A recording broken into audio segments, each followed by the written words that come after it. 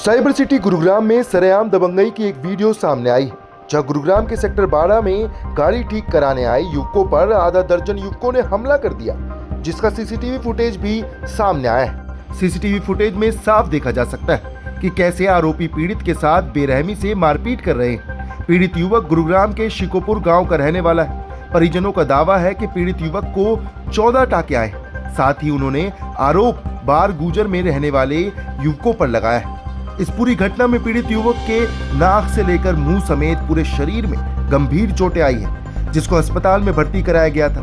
दरअसल ये घटना बीती 16 तारीख की है, जब पीड़ित सेक्टर 12 में अपनी गाड़ी ठीक कराने पहुंचा था। इस दौरान कुछ युवक आते हैं और पीड़ित से मारपीट करने लगते हैं। वहीं पीड़ित के परिजन सेक्टर 14 थाने पहुंचते हैं और थाने का घेराव करते हैं। परिजनों का आरोप है कि 10 दिन बीत जाने के बाद भी पुलिस कार्रवाई नहीं कर रही और कार्रवाई में लापरवाही बरती जा रही है। परिजनों ने पुलिस से गुहार लगाई कि इस मामले में आरोपियों को गिरफ्तार किया जाए, उन पर कड़ी कार्रवाई की जाए।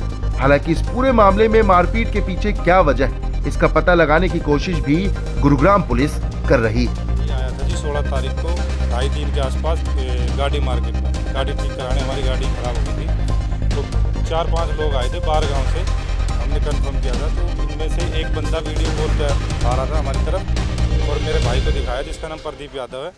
उसको दिखाया, उसको दिखाते ही कंफर्म करते ही उसको मारने लग गए। उसको काफ़ी चोटें आई है, जैसे कि यहाँ से उसके चाकू नुकीली हथियार की तरह यहाँ से काटा हुआ है, जिस पे 11 टाके हैं। 3 जगह से उसके यहाँ फ्रैक्चर है, यहाँ पे फ्रैक्चर है, यहाँ पे फ्रैक्चर है, उसके फ्रैक्चर आया हुआ है। तो हमने 112 पे कॉल की, तो 112 पे कोई कार्रवाई नहीं हुई, कोई नहीं आया हमारे पास। फिर किसी ने हमें नंबर दिया, 14 सेक्टर थाना लगता है आपका। हमने यहाँ पे फ़ोन किया तो कोई आईओ था विजय, उन्होंने हमें बोला कि मैं आ रहा हूँ। तो वो शाम को 7 बजे तक नहीं आया। 3 बजे की ये घटना थी। 7 बजे मैंने फिर फ़ोन किया तो बोला तुम थाने में आ जाओ। मैं थाने में आया हूँ यहाँ पे। तो मैंने उनको फिर बोला कि जी हमारी कंप्लेन लिख लो। पहले तो बोला बैठ जाओ। कई देर तक तो उन्होंने हमारी कंप्लेन नहीं लिखी, 1 से 1.5 घंटे मेरे को बैठा के रखा। उसके बाद बोला कि कंप्लेन दे दो। मैंने उनको बताया कि जी हमारे ऐसे ऐसे चोटें लगी है, ये चीज़ें हुई हैं और ये बंदे हैं। हमने 2 कन्फर्म कर लिए थे कि ये 2 बंदे हैं, जिसका नाम, एक का नाम परवीन है सन ऑफ सुभाष, एक का नाम अजय है जो बाहर गाँव के रहने वाले हैं। उनके साथ 3 लोग और थे, एक सराय का विनोद है। तो वो 5 लोग थे वो। तो हमने इनको आईओ साहब को, विजय जी को नाम भी बताया, मैंने नंबर भी दिया। इन्होंने नंबर नाम कुछ नहीं लिखा एप्लीकेशन में। बोले तुम सिर्फ वो लिखाओ जो तुम्हारे चोट लगी है। इनकी डायरी में इन्होंने अपनी डायरी में नंबर लिख लिया, जिनके हमारे पास प्रूफ है कि इन्होंने डायरी में लिखा, इस पर नहीं लिखा। उसके बाद उस पर कोई कार्रवाई नहीं हुई 19 तारीख तक। ना इन्होंने कोई FIR लिखी, ना कुछ किया। 19 तारीख को हम CP साहब के पेश हुए। उसके बाद इन्होंने FIR लिखी। 22 तारीख को इन्होंने FIR लिखी। 22 तारीख को इनको FIR लिखी है। उसमें से 16 तारीख को जो हम कंप्लेंट दे के गए थे, वो इन्होंने कंप्लेंट हटा दी है। इन्होंने 19 तारीख को मेरे भाई का बयान लिया था, उसी को ही कंप्लेंट बना के उसी पे अपनी स्टैम्प और जो लगती है इनकी, वही इन्होंने कंप्लेंट कर दी हमारी।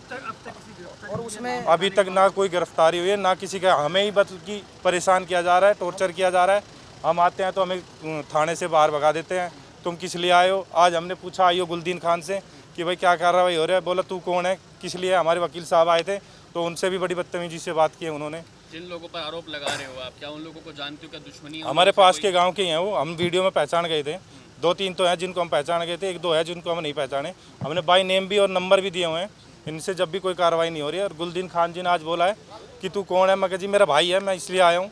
तो बोला थाने से बाहर हो ले, वरना जो ये धारा लग रही है इसमें, ये भी हटा दूंगा और FIR कॉपी भी पाड़ दूंगा। फिर कर लियो, मेरा क्या करेगा। तो क्या विवाद था उन लोगों के साथ आपके भाई? नहीं, मेरा भाई का कोई विवाद ना था, ना मेरा भाई कुछ ऐसे विवादों में पड़ता है। क्योंकि 10 दिन होने को आ रहे हैं, कार्रवाई नहीं हो रही है, क्या कहना चाहेंगे? कार्रवाई मैं तो जी यही चाहता हूँ कि हरियाणा सरकार में ये हो क्या रहा है कि कार्रवाई नहीं हो रही है। पहले भी सर एक बार CP ऑफिस के गए थे हम 20 तारीख को। हाँ, भाई के काफ़ी चोटें लगी हुई है, परेशान है वो। और यहाँ पे ये कानून परेशान कर रहा है हमें। तो हम तो यही चाहते हैं कि सख्त से सख्त कार्रवाई हो। और ये जो आईओ है, जो 3 आईओ बदल दिए हमारे केस में। पहले था एक विजय नाम का, फिर आया एक मैनपाल नाम का, जिसको 2 घंटे में चेंज कर दिया क्योंकि वो थोड़ा सा हमारे फेवर में आ रहा था। उसके बाद उसको हटा के गुलदीन को ले आया, जो अब बिल्कुल ही हमारे खिलाफ है और उन्हीं की सुन रहा है, उन्हीं को बता रहा है कि तुम्हारे खिलाफ यहाँ कंप्लेनेंट खड़े हैं। तो वो उनको सतर्क कर रहा है, उनकी पूरी मेयर ले रहा है वो। हमारी तरफ से कोई कार्रवाई नहीं कर रहे। और मैं भाइयों के साथ आया था और क्या हुआ इनके साथ 19 तारीख को जब इनके घर से बयान लिया, पहले वो अनफिट थे, जो कि वो क्या नाम है जिनको चोट लगी थी वो पहले अनफिट थे, और उसके बाद जब उनका बयान लिए तो उनको बयान में उनको बोला जो सिर्फ आपके साथ हुआ है वो लिखो। उन्होंने हालांकि नाम बताने की भी कोशिश करी कि हमारी पहचान में ये लोग आए हैं और जो मैंने पहचाना है, तो उन्होंने उनका नाम भी दिया, लेकिन इन्होंने नाम उनका नहीं लिखा, उन्होंने सिर्फ अपनी डायरी में नाम लिखा। उसके बाद उन्होंने जो एफआईआर लॉन्च करी 22 तारीख को भी एफआईआर तब लॉन्च करी जब हमने सीपी साहब को 20 तारीख को हमने अपना वो दे रखा, ज्ञापन दे रखा है, उसमें सारी चीज़ें लिख रखी है।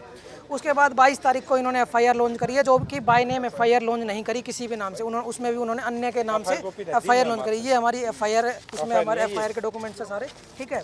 और इन्होंने एफआईआर बाय नेम लॉन्च नहीं करी। हम आए, हमने इनको बताया कि जी आपके आईओ ने ये गलती कर दी, तो इन्होंने माना कि हाँ हमारे आईओ की गलती है, हमारे आईओ ने बाय नेम एफआईआर नहीं करी, हम आईओ चेंज कर देते हैं। मैंने कहा जी इसमें सेक्शन भी उन्होंने जो हमारे साथ चोट हो रखी है, मुंह से ऊपर या गर्दन से ऊपर चोटें हैं, सुए से हमारे ऊपर उन्होंने वार किया हुआ है, यहाँ से छेद कर रखे हैं मुंह में, तो उन्होंने उसके ऊपर भी उसकी कोई भी धारा उस टाइम पे नहीं लगाई थी कि भाई धारदार हथियार से वार किया हुआ है।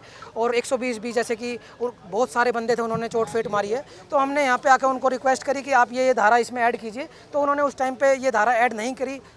हमने 2 से 3 दिन मैं इनके साथ रोज़ आता था, उसके बाद इन्होंने 2 से 3 जो भी धारा थी वो सारी ऐड करने को मैंने बोला, तो ये बोले हाँ हम कर देंगे।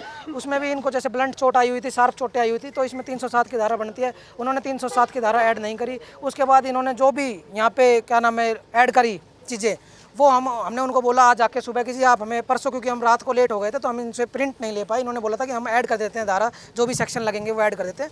इन्होंने हमको उसका कोई प्रिंट नहीं दिया। आज हमने इनको बोला जी आप हमको वो प्रिंट दे दो। दूसरी बात, आपने कोई तफ्तीश की हो, आपने कोई अरेस्ट के लिए आपने कुछ कार्रवाई की हो तो आप हमें उन्हें बता दो। तो मेरे से बोल रहे हैं कि तू है कौन, तो तेरी जो कार्रवाई है तू जाके कोर्ट में कर, यहाँ पे क्या कार्रवाई कर रहा है तू। तो हमारे साथ अभद्रता की गई है जी इन्होंने, और सारे वकील भाई देखो हमारे साथ खड़े हुए हैं यहाँ पे, और ये सारे इसीलिए आए हुए हैं कि वकील का खामखाई हक मारा जा रहा है, यहाँ पे लड़ाई कर रहे हैं ये और उल्टा सीधा बातें कर रहे हैं। हम तो जी देखो अपने क्लाइंट के साथ आए हुए हैं और हमसे ही उल्टा बोल रहे हैं। हम तो पूछ रहे हैं कि हमें कम से कम एक कॉपी तो दे सकते हो, जैसे एफआईआर कॉपी दी जाती है ऐसे ही हमें जो कंप्लेंट में ऐड की हुई है धारा सेक्शन जो भी है उसकी कॉपी दे दीजिए। लेकिन आईओ कह रहा है कि नहीं ये धारा भी हटा दूंगा और ज़्यादा करेगा तो एफआईआर फाड़ दूंगा।